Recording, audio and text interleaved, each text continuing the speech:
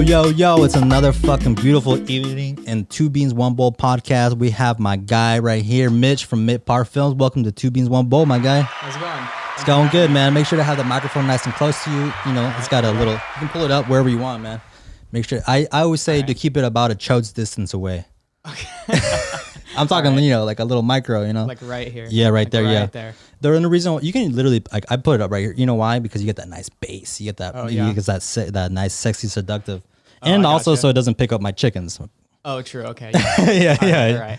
Yeah. Normally I have the door shut, but as you can tell, it's kind of a hot day. Oh, yeah. So have a little breeze in here and make sure our nut sacks don't get too sweaty. You know what I'm saying? No, yeah, it feels good coming in here. Yeah, man. So Mitch, man, welcome to the podcast, dude. Thank you. You're a upcoming director, young cat in the game. You got a lot of skills. I checked out your profile, man. You got some shit going for you. You got some talent, my guy. Yeah. I appreciate that. Yeah, man. When did you start, man?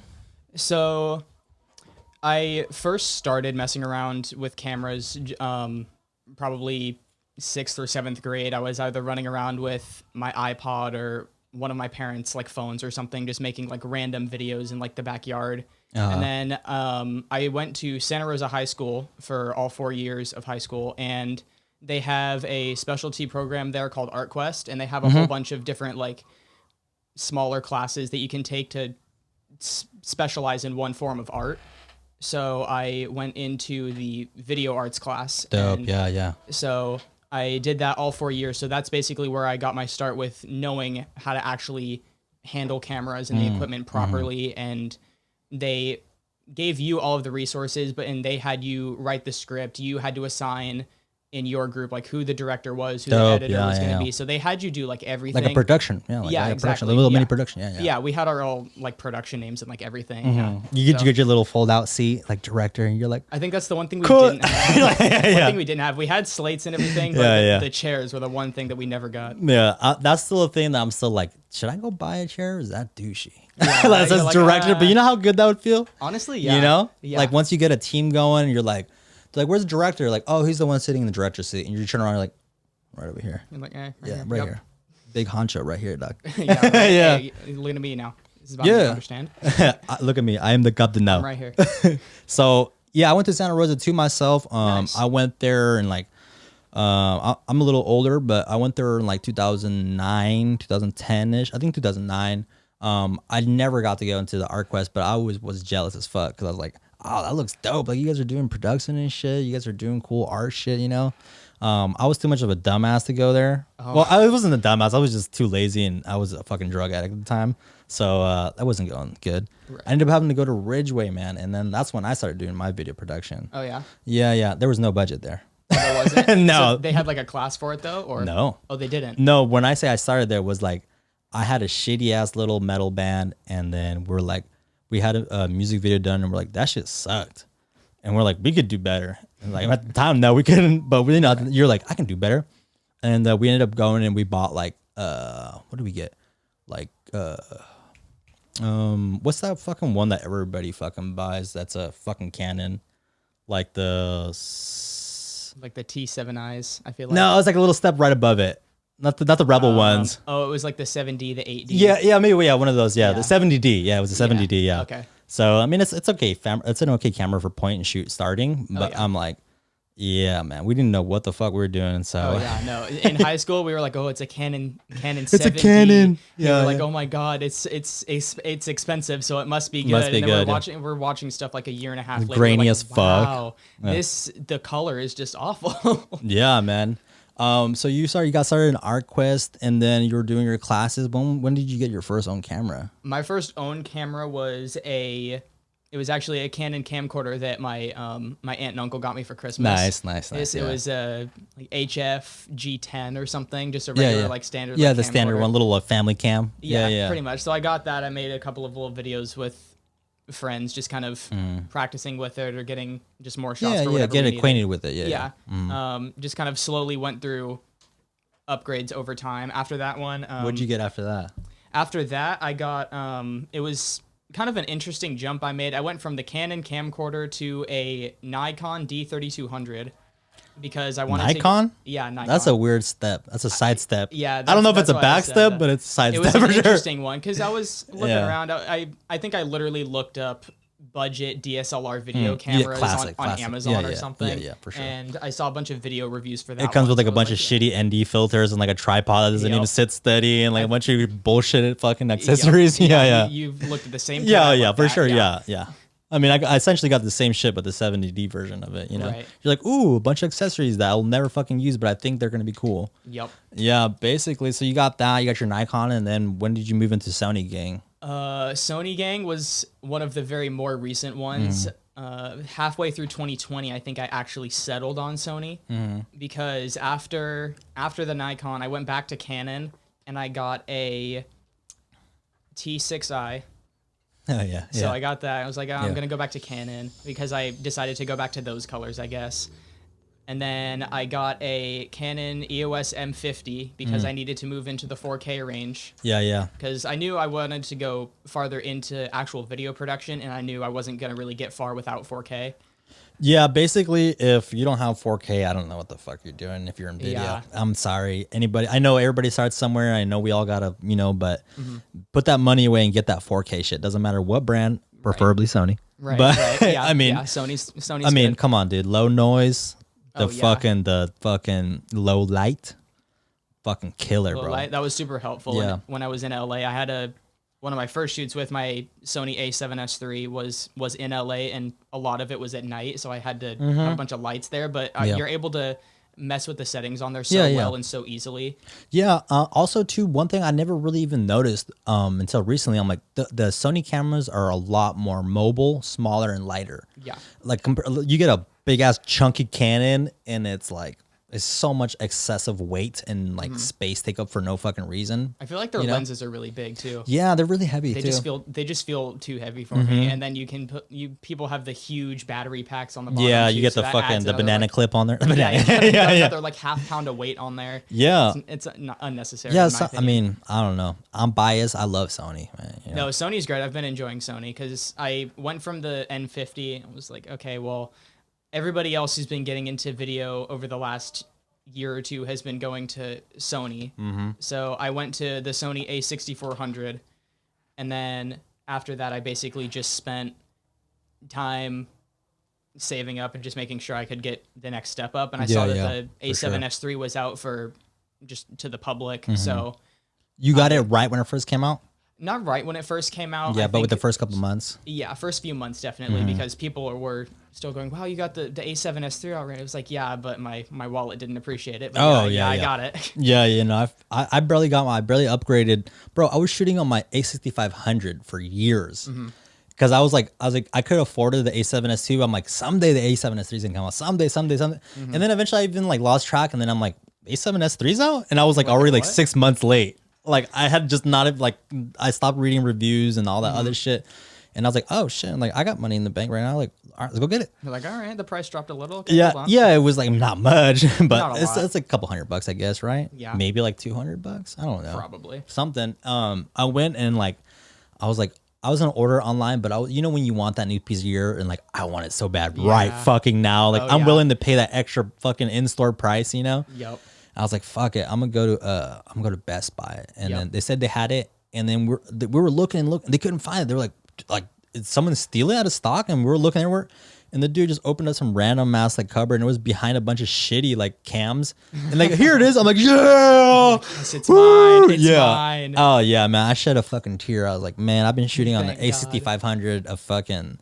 I mean, that shit is it's crop censored, so Yeah. like it's not true 4K. Right. But I mean, goddamn, and it was my workhorse for years, Oh yeah. Yeah, but I know one thing I really noticed. I mean, I don't know how fucking entertaining this is to the listeners, but it's technically like it's crazy. The in-body stabilization for the A6500 is so much superior than the A7S III. Yeah, I actually noticed. It that. looks hella smooth, and like now I actually have to like try and hold it smooth. Yeah. The other ones I could literally just be like, and it would look good as fuck. And maybe I throw a little warp stabilizer on it. Yeah. But like now I have to throw warp stabilizer on almost everything that I do on that thing. Yep. Exactly. Because I was shooting on I have my gimbal. I need to upgrade my gimbal. I had one of the second or third Xeon. I still have a Xeon. Yeah. I still have that. It's like the second one. Yeah, I think we probably have the same one, and it cannot handle that, dude. It's just like No. Yeah, no. it goes limp dick so fast. I'm like, fuck. I need to go get like what is it the Ronin like R3 or whatever the fuck that I other want one to is. get whatever one has the axis rotation where it can spin in a just full dope. circle. Yeah. That's what I'm trying to get next. There's a lot of dope transitions you can do with that one too. Yeah. My buddy got one. He let me borrow it. And I'm like, oh, this is such a fun toy. Like it's so You're fun. sitting there with the joystick, Just, like, whoa. just doing all these crazy movements and shit. And then Right. I think it even has like tracking too, right? What? I think there's like an app you can download for tracking on it now too. All right. Bro, it's like you're like, okay, I have my fucking Like, I have my hey. tripod cam and then it tracks and then I have my side cam and I'll be like, all fucking Moving portrait around. shots. Yeah. Right. Yeah. No. Yeah, I had my A7S3 on my stabilizer. It was for I was shooting behind the scenes footage for an artist that's from here. His name's Starboy. Mm-hmm. And I was doing behind the scenes stuff for a music video that we were working You mind on putting for it a him. little bit closer? Oh, Yeah, like, just because right it's there? getting a little bit of noise gate Oh, in there. okay. You can hear like Oh, it's trying to battle all the other noise. Yeah, right there's that's Thing perfect. off. Yeah, that's Alright, good. Yeah. cool. So yeah, I was shooting behind the scenes for that, and I brought my stabilizer because I thought it would look better and just anything behind the scenes. And I was trying so hard to just tilt it down just a little bit because we had someone just laying on the couch. They were another artist from here, Purgatory, was just getting a face tattoo on the couch in the studio that we were in. So I was like, okay, I'm gonna get that for behind the scenes because that'll be entertaining. Yeah, So- actually, yeah, I think Purgatory is going to be coming on next week, I believe. I think Oh, next really? Tuesday. Yeah, yeah. Nice, yeah. He's Yeah, a cool guy. Sam was I recently met him and he came on the podcast and he saw what I'm posting. He's actually the one who got me like these next 4 guests. Oh, yeah? So I'm like, oh, shout out to Sam, man. Yeah, no, Yeah. yeah. Sam was the one.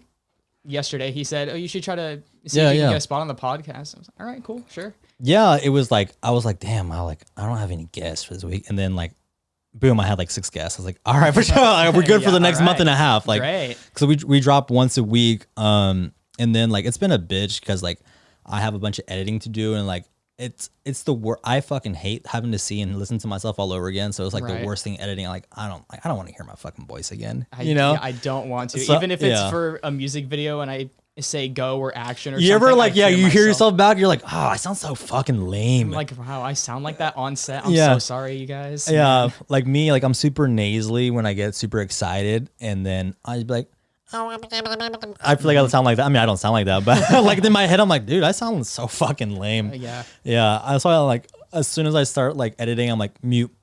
I don't want to hear my You're voice. like, no, I'll line it up with just visuals. It's Yeah, fine. exactly. I was like, just all right, sync up the audio. Okay, now mute that shit immediately. Yeah, don't want to hear that. Yeah. So, what did you start editing on? Did you go right into like Final Cut? Did you go into Adobe Premiere, DaVinci? The very first thing I edited on when I was doing my video class in high school was Final Cut Pro because all of the computers that were in there were Macs. Yeah. So I started on that, and then end of sophomore year, beginning of junior year, that's when I started to dabble with Premiere, and it feels a little more clean, I guess, if that makes sense. It just feels. I say so, too. I feel like it's easier to use, in my opinion, especially since I don't have a Mac anymore. Yeah. Oh, you don't? No, I use PC to edit. Oh, interesting.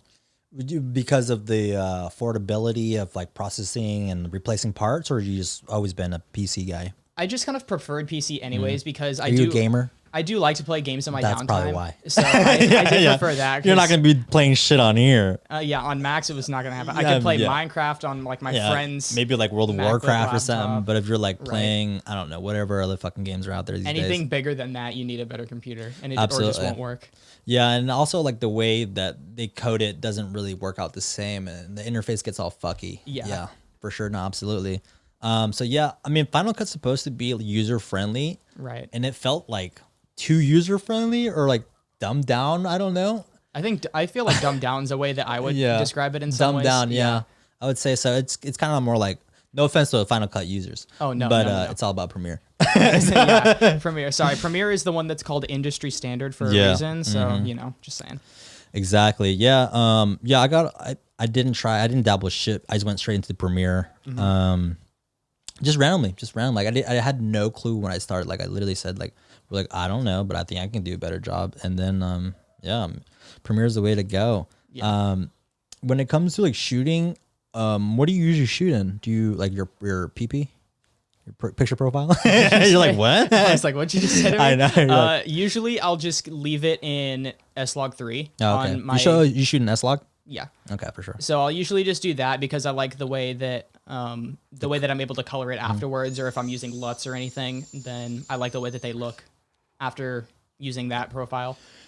I use I shoot like as clean raw as I can, and I put it on PP6. I feel personally, it's like really neutral. Yeah. Very dull, but then like you said, you have full range control of coloring. Like, Right.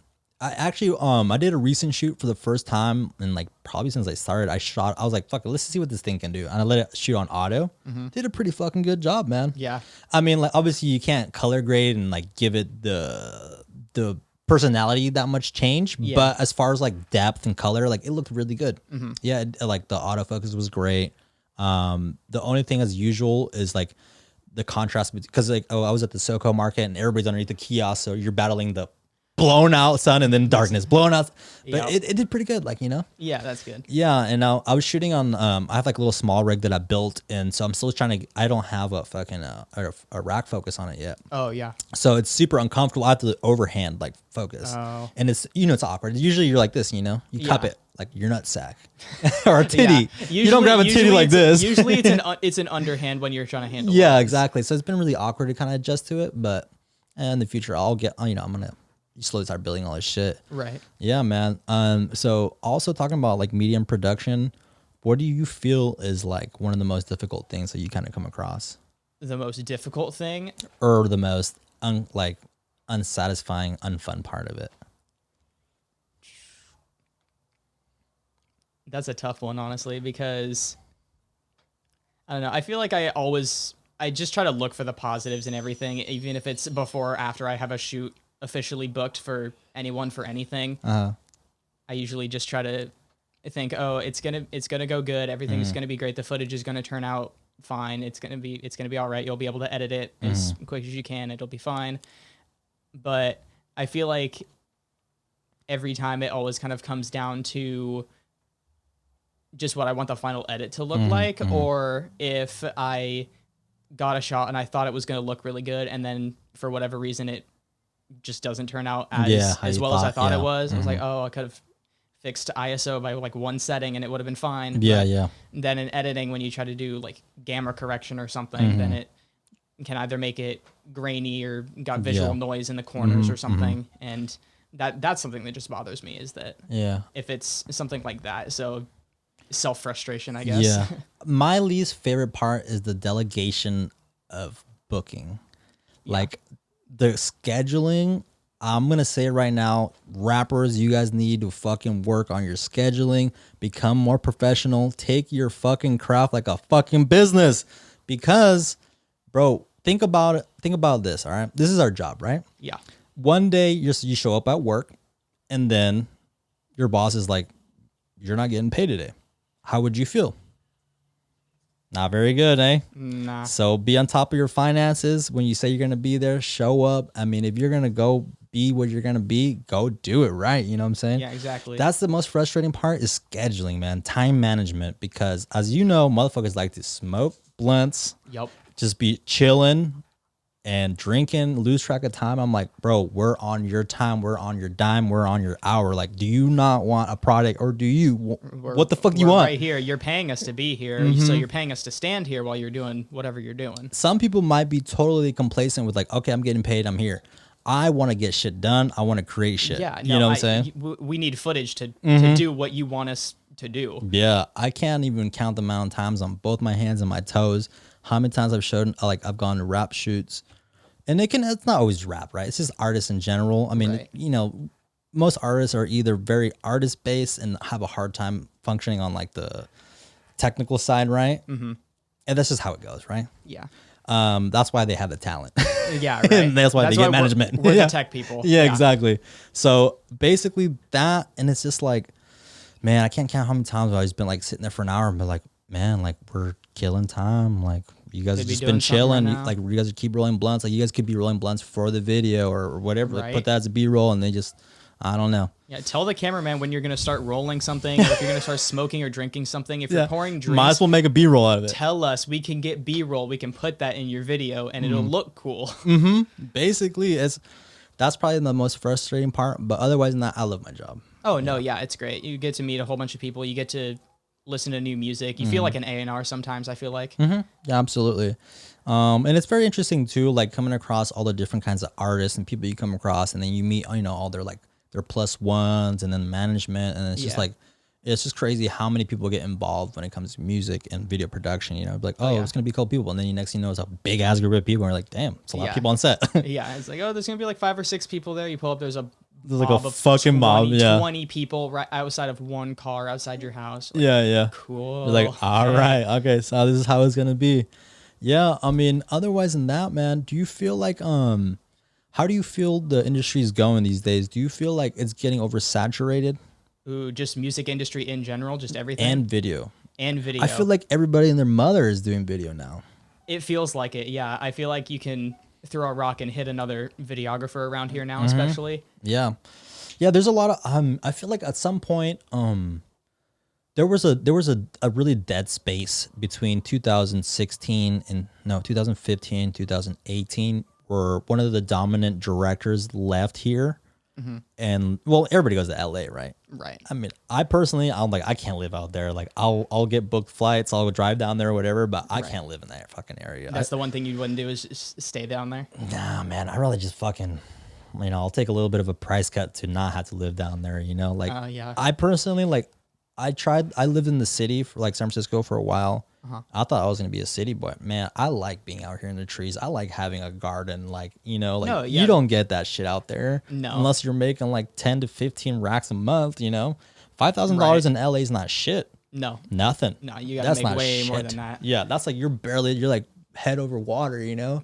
So I was like, okay, unless I'm getting paid such an incredible amount of money where I'm like, okay, I'll deal with it. Because for me, it's traffic, man. The traffic, as you know. Oh boy. You're I should be there an hour. 3 hours later, what the fuck just happened? What is going on? Yeah, and I'm a super anxious person, so I'm always checking the clock. I'm like, fuck, if I travel this much time, if I cut this, my brain's going into overtime and shit. All about time. I feel like I always have to be somewhere either right on time or way early.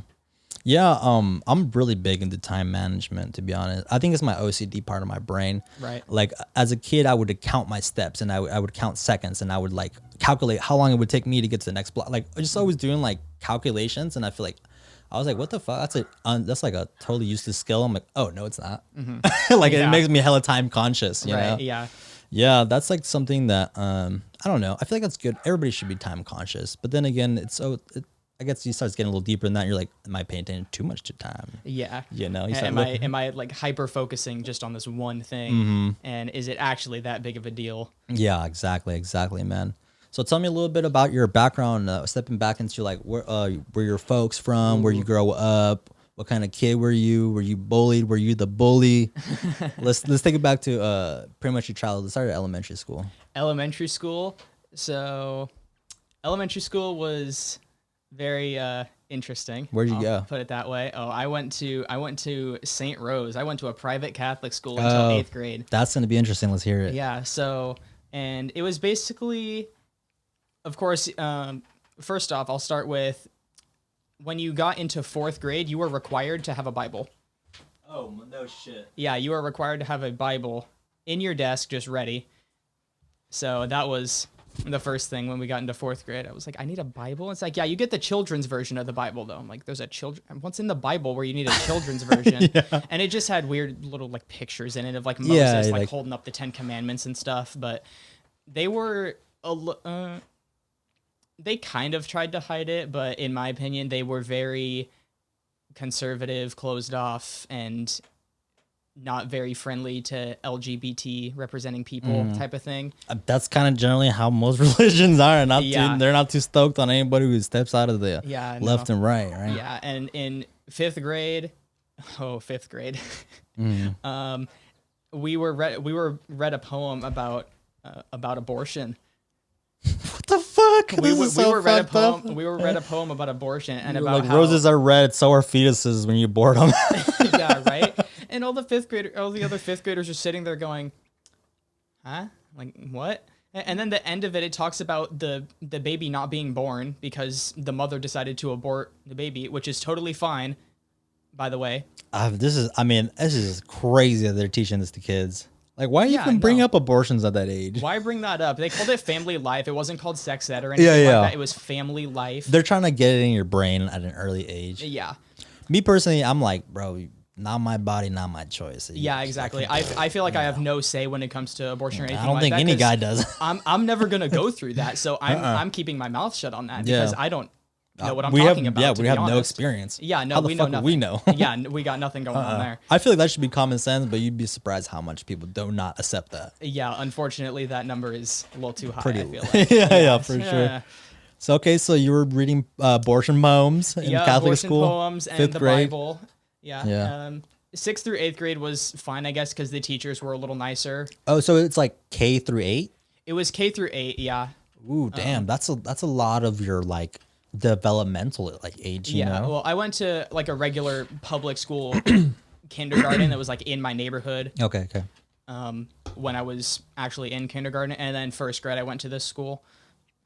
So it was kind of a back and forth. I enjoyed meeting some people there that I became friends with, and that was great. But a lot of the kids were there because they were just wild, like out of control, and their parents wanted them to be Bible-loving babies. You try to cleanse them. Yeah, which did not work because there were a good 5 or 6 kids in there who would just put other people in headlocks or like throw them on the floor. Yeah. Or, like call they you needed names. a hug. Yeah, I know. Like they needed a hug more than anybody. yeah. Like Jesus, that one right there. But like if anybody should be focus on these kids. Yeah, those ones specifically. Yeah, I mean, as we all know, anybody who's like angry or upset at the world is literally due through internal sadness. Oh yeah. You know, all anger comes through sadness. Oh yeah. I definitely think that's what it was, but I mean, you don't know what everyone else is going through ever. You never know. Especially at that age, you're barely able to, you're like, damn, I'm starting to get erections. Like, what the fuck's going on? You have no idea what anything is. Yeah, for sure.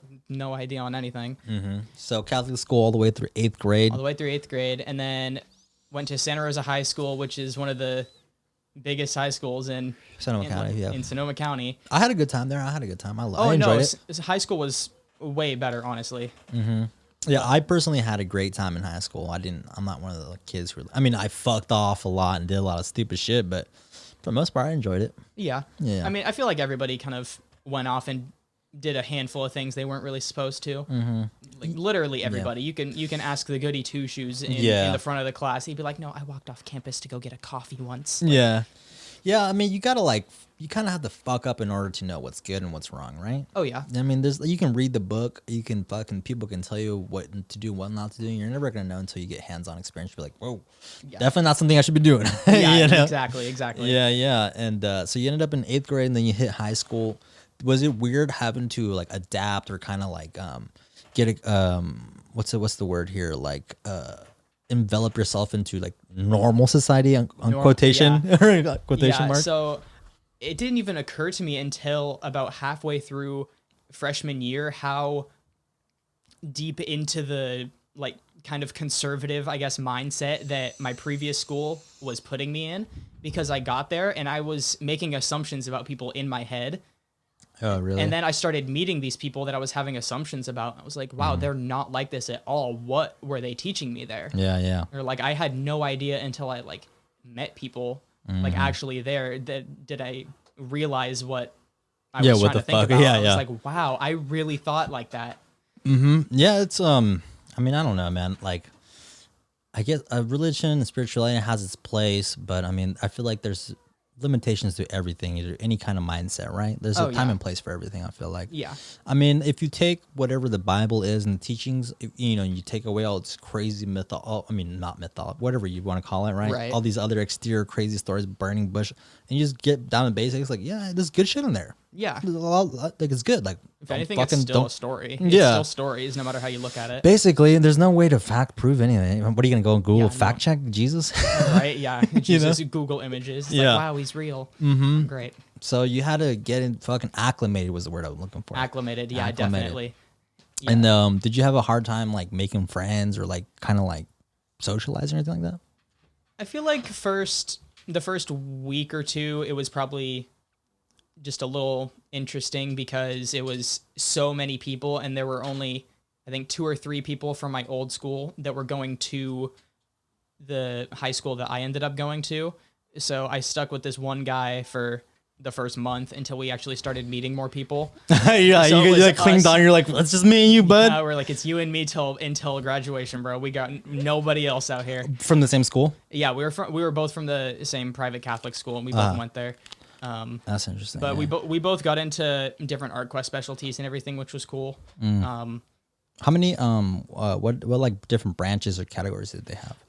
Let's see. There was visual fine arts, which is basically drawing, painting, sketching, everything like that. And those kids were creative as hell. Let me tell you, those artists they were getting freshmen that could do self-portraits in like a day. Yeah, it's crazy how some people just have it. Yeah, no, the just people who got got into it, that class, you know? they are already set for life with that skill set going into there. And then there was photography, there was video, there was drama, there was digital arts, and digital arts was specifically for animation, Photoshop, Yeah. like digital drawings and everything. Yeah. I definitely I would have enjoyed like going to that, but for one reason, whatever, I didn't get to. But I mean, I got there now, but Right. it would have been nice to have been like, hey, here's like a template of how you should kind of work things, you know? Yeah. There's so much trial and error trying to learn shit off YouTube, you know? Oh yeah, definitely. I mean, don't get me wrong, YouTube is a blessing to humanity, Oh yeah. but there's also a lot of bullshit people who don't know what the fuck they're talking about. Oh yeah, of course. And then you know, like everybody has their own way, like their own workflow, you know? And so if you try to emulate someone else's workflow, it might not work for you. Yeah, you know? definitely. Just won't. Yeah. Yeah, definitely. And then like when you started studying on your video, where you're like, this is for me, or were you like, should I keep going? Ooh. See, since I took it as a class in high school, I think that definitely helped me realize at first what it could lead to.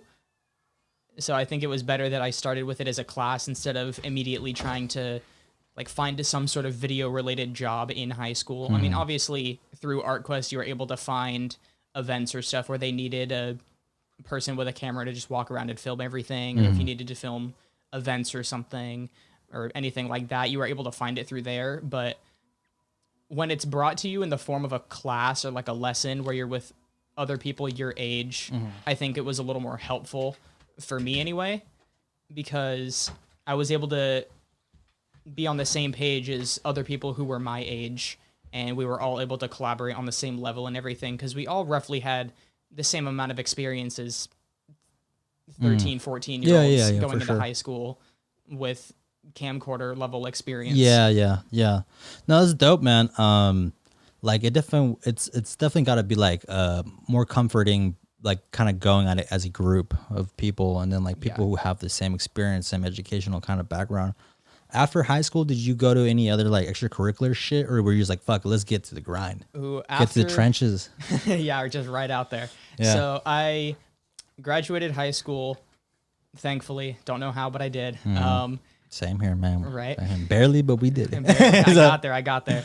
Yeah. And so I got out, and I was just working just regular job at the mall at the time, just because Classic, man. Yeah, right. You got to start with something, you know? Yeah, unless you're like a fucking 5.0 kid, like me, you're probably gonna go get a shitty job. Yeah, you're gonna even go if you are nowadays, you probably might get a shitty job anyways. You know what I'm saying? Right. Like it doesn't matter. Yeah. As long as you're making money, no one can really tell you anything. Especially like becoming independent at that young age. You're like, oh, I finally get some bread to myself. Like I don't gotta be asking my parents. Like this even is if it's mine. like barely any money, but like it's my money though. You know? Yeah, it's yours. Like you feel way better about it because you actually earned it, which is something great. Doing especially stuff where you have to serve or help other people in public, like retail or food service. Yeah. Oh yeah, it'll humble your ass quick. Oh yeah. You'd be like, I do, no offense, but I'm like, I don't know if I want to work in this field. You know, people fuck demoralize me, treat me like shit, fucking have no respect for me as a human being, like barely value my work. You know what I'm saying? Yeah, right. Yeah, no, definitely. But I feel like everybody should have a shitty job to let you know, like, you know, like what's out there. Oh yeah, it's just life experience, and it's a good life experience to have because you know what kind of people you can run into, because you can run into the nicest people on the planet, and then you can meet scum of the earth in the same hour. Oh, absolutely. And it's baffling. What was your first job? My first actual job was working for a high school friend's dad in like his warehouse that he owned, and I basically just put a bunch of Like stack shit? labels Or and stickers yeah. on stuff. It got stuff ready to be like shipped out all over the United States, yeah. and just like put boxes on shelves and stuff. And that kept me happy like through junior year of high school, which is when I worked there. And then after that, I went to Spencer's in the mall. And You look like a guy who'd work at Spencer's, dude. I've been told I just have that look about me Yeah, too. So. you look like you could fucking be the manager at Spencer's. I was a supervisor there for a while. Well, there you before I go, not just too was far doing off, this. huh? Yeah, it was close. Yeah. So yeah, that job was something because you literally get everybody in there. Oh yeah, and there, but most people in there are like high or like. Oh yeah, it was a shocking number of people who were coming in there, either drunk from a place downtown or coming in high. Like you can smell them when they come in. Oh like, yeah, dude. like, Walking dude, booze bag. Yeah, right. You're walking in, you think that you don't smell, but Yeah, just because you rolled the window down in your car doesn't mean you're not gonna smell. Like yeah, absolutely. I don't know what to tell you here. Yeah, I mean, I would remember like getting off high school. You know, you're like a downtown rat. You ain't got shit to do. You go to the mall. You go fuck around at Spencer's, a Hot Topic, and just go fuck. You didn't even buy shit. You just fuck with shit and just like make a mess on the racks. Yep. You know. But then when I started working at Spencer's, I was actively telling people, please don't do this. Please don't do this in my store. Please, I'm asking so nicely. You're like, yeah, I don't want to pick up the same shit 20 times a day. Yeah, right. Come on now. There were those rubber chickens that hung on the wall. Oh, I bet that'd be so fucking annoying, Oh bro. my god. Dude, I would have. I don't even know. I would have like taken out the little squeeze like fucking mechanism, been like, yeah, they're not working today. Yeah, I wish that was an option with the cut 'em rubber open. chickens we had. Yeah, that would have been a. So you had a lifesaver. warehouse handling job, and then Spencer's. and then I did there? Spencer's from the end of 2018 until October of 2020, Okay. and then I just wanted to go head on, full on into videography and editing, music video production, and because I knew that that's what I wanted to do. Actually, I mean, I know obviously any other job would have been passable, but I really just wanted to follow what I wanted to do. Yeah, yeah. I mean, you got it right. I Yeah. mean, if you want to do something, you better get after it. Yeah, I was like, if I had that much fun doing it in my high school class for credits, then why can't I do it as a job and still enjoy it? Yeah, absolutely. And then after that, you just been coasting, just doing it your own thing, grinding just it. doing that. Yeah, just meeting more music artists, kind of here and there, kind of getting some stuff ready. Trying to do more music videos outside of Sonoma County, I think, is kind of the next thing I'm trying to do. Yeah, I mean, it's good to have like, you know, your local pool of fucking clients, but you know, you always want to be like, well, what's the next step? How much further can I go out? Can I go to LA? Can I get someone to fly me out to Las Vegas? Can I, like, it'd be dope to go to another state, even if it was like shitty pay. I at least I'm like, I'm in a different state filming, you know? Yeah, right. You got flown out to do something like that. That was great. Yeah, that's probably one of the dopest feelings too. The first time I ever got flown out, I'm like, damn, you guys want to pay for my ticket? Even if it was like the shittiest like, ooh. economy class, like Yeah. I was like sitting in the back. Like back of the plane. Yeah, like Virgin I'm like in the Airlines. storage fucking compartment, you know? Yeah. But I'm like, fuck, I'm getting flown out to do something I like. Yeah, exactly. And you're like, it makes you feel super proud, you know? Oh yeah, definitely. Yeah, man, for sure. Yeah. It's definitely, it's a long road to the top for sure, man. But just got to keep fucking climbing. Just keep climbing, dude, for sure. Yeah, I didn't get flown to LA when I went earlier this year, but I was going down there anyways to see some other family down there and just kind of have like a get together type of thing. And I just posted on my Instagram that I was going to be in LA for a few days, and the music artist Unspoken, who lives out there, saw that, and he wanted to get a video done for his new single called Trash. Yeah, I And- saw that, man. Good Oh, you job on did? that. Yeah, Thank you. yeah. Thank you. Man. There was some dope edits on there for sure. Thank you. Yeah, so that was definitely fun. So that was the first like out of the area shoot that I've actually done, which was nice. And then I have another one that was shot out in Sonoma, and that was with the Santa Rosa group SOP with Loki, Big Boy, Millie. There's a whole bunch of different An entourage of artists. yeah, there's a whole group of them out there, and they're all great. They're all family, I think, in one way or another, which I think is really cool. Yeah, it's you never know how how many artists there are until you start working in the field, and you're like, Yeah. God damn, there is a handful every fucking corner. Yeah. It's just like, it feels like 1 in 4 people fucking are an artist. Yeah, You know, exactly. once you start getting to know one, it's somebody else, and then it just goes down. It's like a Yeah. never-ending chain. You know. Yeah, you meet one music artist and then they're introducing you to their friends and Their everything and friends, their yeah, other yeah. people, and they all rap or they all sing or they all do something like that. Yeah, yeah, definitely. I also too, like, one thing I've been doing a lot more recently is just like going, what I call like go and show face. You just show up at a shoot. It might not even be your shoot. You just like one of your friends shoots, or you go to like any kind of social meeting and you just pop up with your camera, and then like next thing you know, you might have a client just for showing up. You know, like you don't know nobody, you didn't talk to nobody, but somebody's like, oh, you got a camera, and they start chit chatting. Yeah. You show what you got, and they're like, oh, that's dope.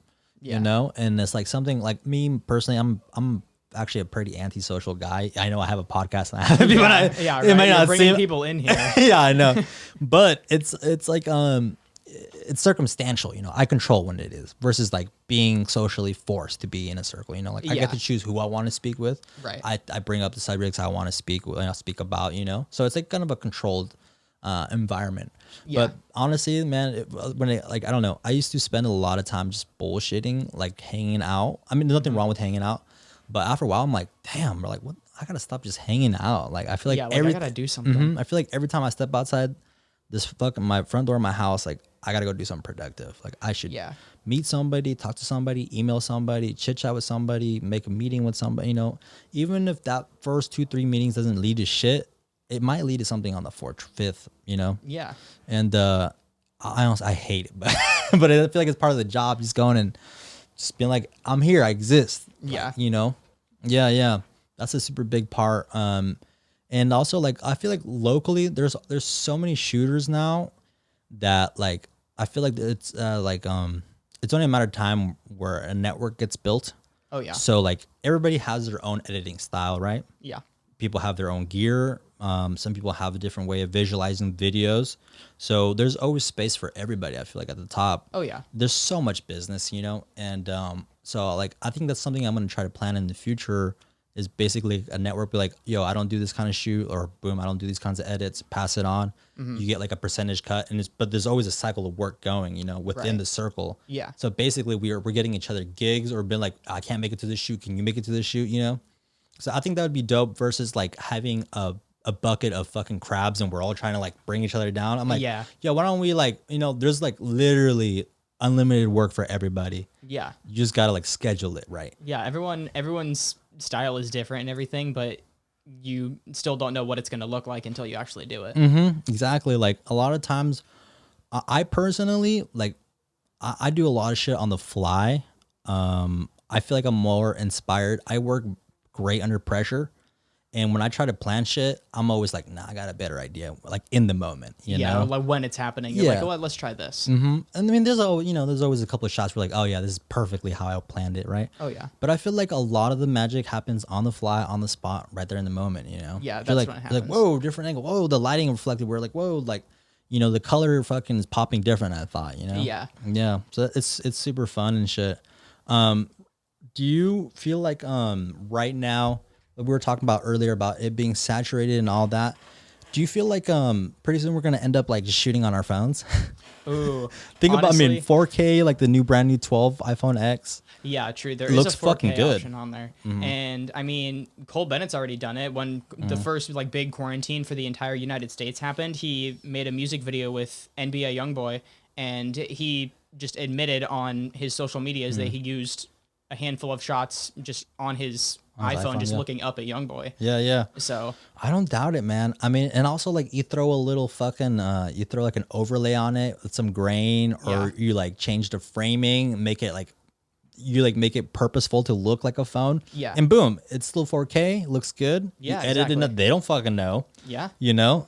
So yeah, I could definitely see that. I mean, I've heard of like short films being shot on like the iPhone X, you know? yeah, And like we are talking a little earlier, it's like it's lighting, you know? Yeah. If you can, I mean, shit, you can get an absolute great shot on a 1080 old 8. I mean, not like fucking, it's not going to be like 4K. Right. But if you got your lighting right, the fucking sensor is not overloading and it doesn't have to battle fucking ISO. So And you can still make it look good. And then you still got all of post-production to do whatever you want to it. yeah, absolutely. These days, do you when you're editing and shit, do you smoke or drink or anything like that? No. So me personally, like I recently got like a sober, so like it was a really big. This is gonna sound so fucking addictful or whatever the fuck the word is, or addictish. But I was like, I stopped smoking weed, and I was like, what the fuck am I even gonna like? Whoa! Like I was like, dude, I've been editing high my entire career. Really? Yeah, like I don't think I've ever edited anything not high, and then I don't know. At the time, I was like, it makes me creative, and so then like I had to break out of that. I'm like, damn, I gotta edit this shit sober. Were you like bummed out about it? You're like, oh man. Yeah, because at least weed for me, like it makes me very hyper focused on one thing, and I can do tedious editing for hours, and I'm like, oh, the hours passed. And then when I'm like now I'm like, I'm fine with editing now, but like in the first like couple weeks, I was like, shit, this is fucking frustrating. Like I'm spending hours doing the same edits, same cuts, like, lining up audio, fucking, color grading and all that. Yeah. But it took me a second to get used to it. I was like, damn, like fuck. Just to like recenter yourself. I was like, damn, I was a straight up fucking addict, and it was just weed. Yeah. Yeah, Just that. Yeah, it was just that, and I don't know. I feel like a lot of the culture, as far as like we said, music and video, like incorporates a lot of fucking substances and shit. Oh yeah, for sure. And I don't know. I feel like it's got a little dark side to it for sure. Oh yeah, it definitely does. I feel like with any sort of consumable or ingestible substance, there's a dark road or the dark road that you can like go down, which is obviously unfortunate because too many people go down that road. But I mean, obviously everything's just good in moderation. Yeah, absolutely.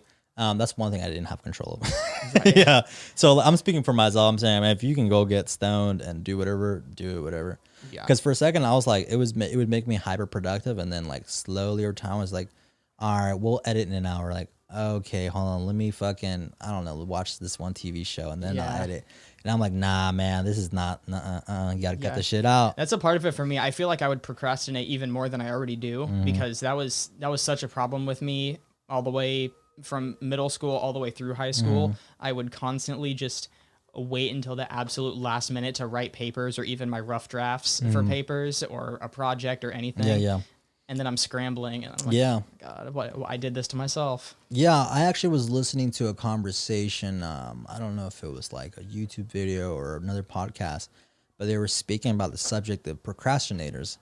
Now, obviously there's procrastinators who literally just are lazy, and then there's procrastination people who are, in a way, they're how do I phrase this? Basically, you need pressure, or you need some kind of like feeling of fight or flight, and that's what activates your brain. And so when you're in fight and flight mode, that's when you're and you in high school where you're like, you barely studied, but you still pass, right? Last minute, somehow Last you're minute like, passing. you're like, damn, like I still did it, and I didn't study or I didn't do shit, right? And some people would like struggle to have to study, and so there's a thing about procrastinators and like creatives that there's like an inner need for struggle, and it subconsciously might be the reason why we procrastinate, because we need the pressure, we need that feeling of like, fuck, oh, it's coming, like let's go overdrive, let's go hard, And I'm just saying, yeah, it's a subconscious thing that you may or may not know. Like some people are addicted to fucking conflict.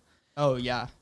And conflict can be good if you know how to control it. And I'm not talking about like going and starting drama. No. By conflict, I mean like you put yourself in a position where like I need to get a lot of shit done in a small amount of time, and it puts your brain into like seventh gear, and you're like, now I'm hella productive, even though like a week ago I wasn't doing shit for this project, but now I'm in go mode, Yeah, now I can get it done. Now I can do it right. Yeah, and it's a weird subconscious thing. I'm not saying that's for everybody, but I thought that was a very interesting subject that they kind of brought that upon, being like some people need conflict in order to be productive, Right.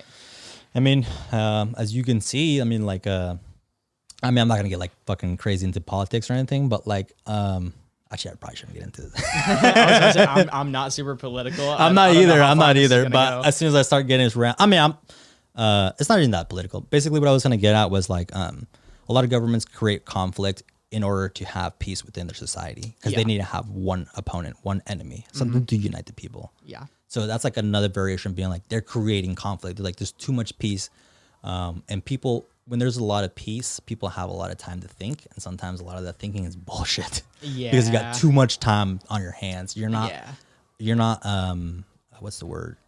You're not entertained, or you're not being like mentally fucking stimulated enough. So Yeah. then your brain starts doing a bunch of bullshit that you don't need to even think or hear. You know? Yeah, right. That's when Yeah. you start getting into like the weird, like deep thoughts, or you're Mm-hmm. starting to go too down deep into your own, Oh, yeah, soul absolutely. there, and then you got to deal with that. Yeah, like we were talking about with the last guest too.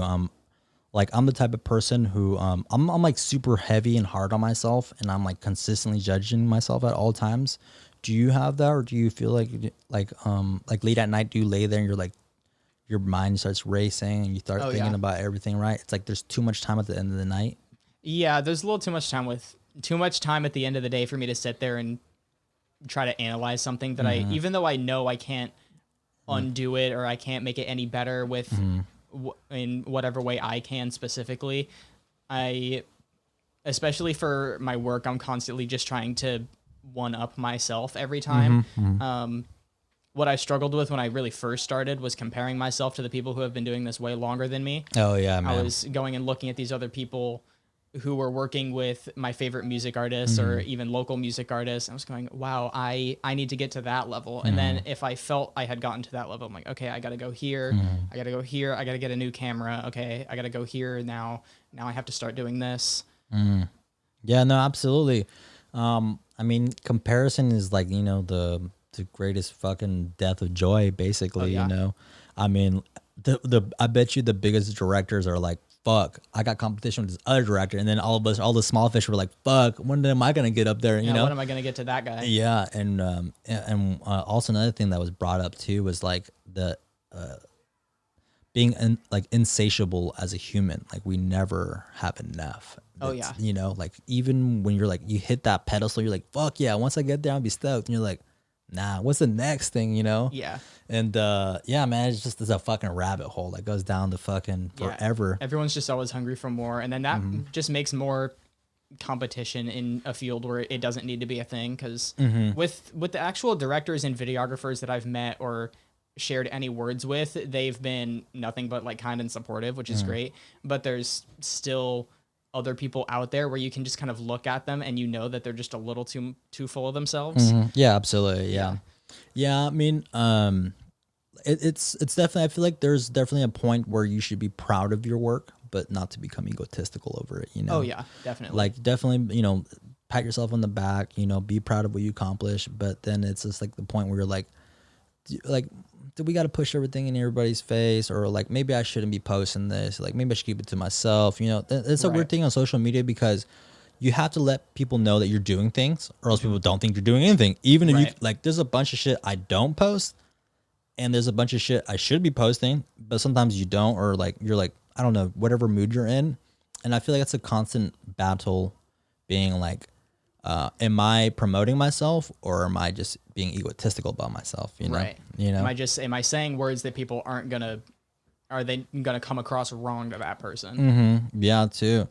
Yeah, it's pretty interesting. I mean, there's a lot of fucking shit that goes on with that. But getting more on the lighter side of shit, going back to your high school times, what were some of the biggest fuck ups that you had there? Or what were some of the weirdest where you're like, oh, this is cringe, like, oh.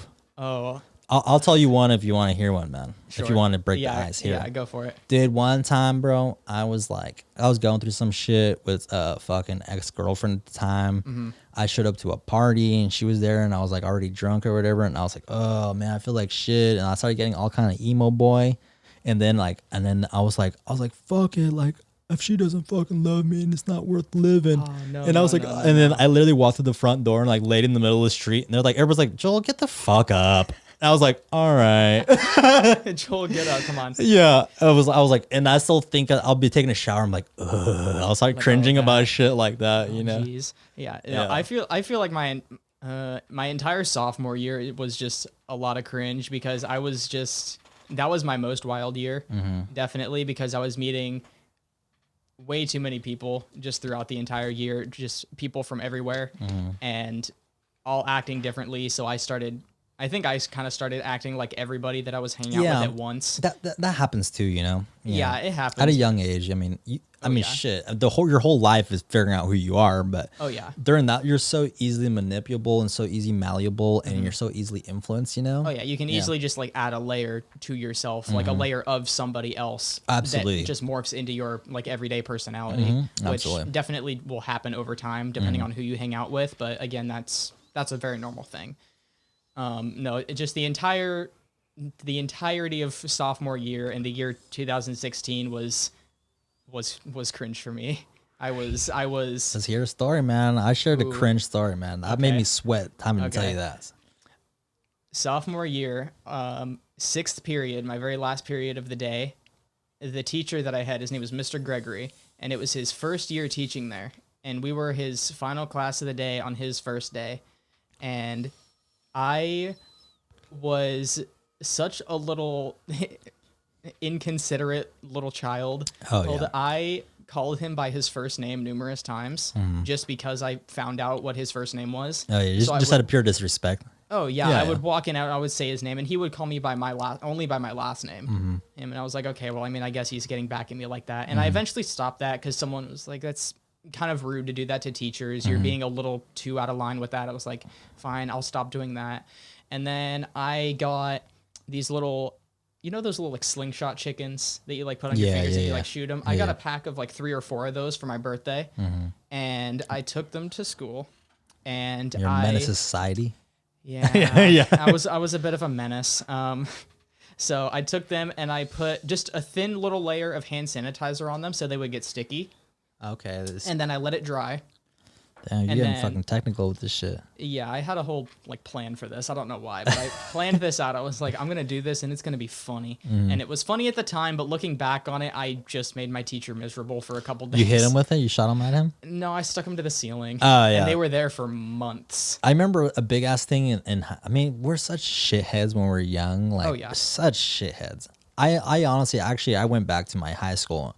And I wrote like apology letter to a lot of my teachers. Really? Yeah, because it was weighing too much on my consciousness. Oh man. I was like, because I was a real fucking shithead, man. I was like, dude, you guys should have fucking thrown me in like a psych ward or jail or like, whatever. why'd you keep me? Yeah, exactly. I told my parents, I'm like, how the fuck did you guys deal with me? I would have like kicked my ass out years ago. Yeah, right. I don't think I would have kept myself around like that. Absolutely. No, but during that time, a lot of times during high school, like, you know, where you sharpen the fuck out of a pencil and you just throw it up and they just get stuck in the air. Oh, yeah. And it gets stuck in like that styrofoam ceiling or whatever the fuck. Yeah, those weird ceiling tiles. We'd do that. And then like a big ass thing that was so fucking annoying. And it was like you could never go take a shit comfortably because never. People would they would twist the fuck out of ketchup and mustard packages or mayonnaise pack, and then you would sit down and it just spray all over the back of your knees. You're like, fuck. Yeah. I heard like a horror story about that once, and the times that I did need to grab a stall in high school, I would like look at the toilet and be like, is there you're like inspectioning and shit gonna like explode on me when I sit down? Like, yeah, dude. Don't want that right now. There was that, and then and during my high school times, like for some reason, you know, everybody's fucking raging with testosterone, so they would always be doing like you go do fucking like body shots. And you're like, I'm just trying to take a shit, and you just hear a bunch of dudes fighting in the next stall. Yeah, right. You're like, calm the fuck down. Yeah, there's just whole fight clubs in and like the bathrooms. In the bathrooms, the one like the edge of campus, like over in like the library, like over by the I remember the that library building. Yeah. I walked in the DeSoto building, right? No, it's like the next one over by like the. Oh yeah, it's across. It's like on the side of campus, right? Yeah, it's on like the other side. Oh yeah. So it was that one, and I had to go like drop off a book or something at like the end of the year. And I walked out, and I went into the bathroom, and I walked in, and there's just people huddled around these 2 guys, and they're just throwing punches at each other. I'm like, I'll go to the other building, whatever. I'll go to the next bathroom over. I'm not gonna stay in here while you guys are duking it out. That's hilarious. Yeah, I remember that was a big thing. Was like, hey, they're gonna be fighting at this time over here. I'm like, all right, and then a big ass group of kids show up and shit. Right. Like a lot of the times, a lot of the fights that occurred during my time at high school, where they would, for some reason, everyone would go to Piner. Go to Piner to like fight? Piner Skate Park, the Piner Skate Park. It was that like the fighting area. Yeah, like you know how there's like the skate park, and then you go over here and it's like the paintball section, like kind of like in like the woody kind of area. Right. And there was just like a ditch where people go and fist fight. Oh my God. And they like you could like it was like a schedule. You're like, yeah, on Tuesdays, Thursdays, and Fridays people fight. You could just go there and watch fights. 6 p.m. after tutoring. Yeah, out, let's exactly. Like the go. main card starts at 7:30, bro. Don't be late. Yeah, right. Hey, the main event. Yeah. Yeah, dude. There was a lot of fucking. I don't know what the fuck. People, maybe we were just an angry generation, but I think so. Yeah, a lot of people. yeah, absolutely, man. I was gonna talk to you too about because we are coming up to an hour. The podcast does kind of like ends around an hour. All right. What I like to do at the end of the show is kind of like basically imagine yourself meeting your younger self, and what would you say to yourself, or what would you say to someone else in the game that wants to get into this, or do you have any bit of advice that you would like to put out? Ooh. And it can be something simple as drink water and go to sleep, or it can be some straight Marcus Aurelius fucking conquer the fucking people, you know? Right. Obviously, drink water. Drink water every day. Water's good for you. Keeps you hydrated. It's better than anything else that you can ingest into your body. If I had to say something to my younger self, I would say just keep going. It's fine. Just keep doing what you're doing now, and you will eventually get through the muddy water. Yeah. Yeah, man, that's good. It's good advice, man. Yeah. Just keep going. Keep That's trying. myself. If it was to someone else going into this industry or music video production, I would say, obviously, when you're first starting out, don't be picky with who comes to you, especially when they're offering to pay you. And you don't have to be too strict with things at times if you know it's going to be a short and simple shoot or anything, but always make sure that you are able to have yourself protected, like financially in some way, shape, or form. Like if you're doing music videos specifically, like ask for a deposit. Like Number ask one, for a man, deposit. always ask for a deposit. always deposit, bro. Yeah. And ask let for a them deposit. know that there's no return if they fucking fuck up on their end. Yep, exactly. Deposits are non-refundable. Just saying. Let's say it louder for the people in the back. Deposits are non-refundable. Deposits are not refundable. They're not. All right, folks, you guys heard it here. We had Mitch from Mitparfilms, man. It was a pleasure talking to you. Go ahead and tell people where they can find you on Instagram, social media, whatever, all the platforms. YouTube and Instagram is both Mitparfilms. If you need to talk to me about any sort of work or anything, just feel free to DM me. Dope, man. And that's also on social media, right? MITPAR Films. Yep, that's it. Dope, man. It was a pleasure talking to you, man. Yeah, good meeting you. chatting, Thanks man. for Good having meeting me. you. All right, you guys, that's Two Beans, One Bowl podcast. No co-host, but I held it down for a whole fucking 3 hours with the last three hosts. The last You had three guests. today? Yeah, man. It's been my fucking tongue feels like a fucking cat. Cat's tongue. I'm like, fucking, I need my water. Bro, you want my water? You're fine. I got some, man. All right, guys. Have a good night, man. Peace and stay blessed.